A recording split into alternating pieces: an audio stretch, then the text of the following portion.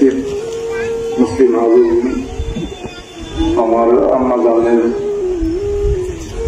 জানাজা আপনারা অনেক দূর দূরান্ত থেকে এসেছেন।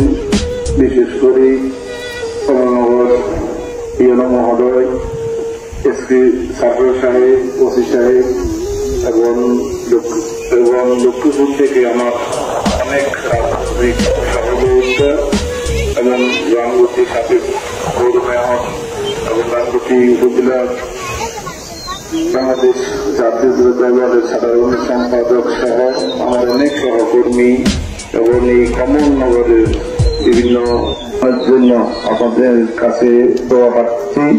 আল্লাহ যেন আমার আম্মাকে ক্ষমা করে দেন এবং বিশেষ করে আমার এই কমলনগরের রাজনৈতিক জীবনে অনেক রাজনৈতিক সহযোগিতা আমার বাড়িতে এসছে। যদি আমার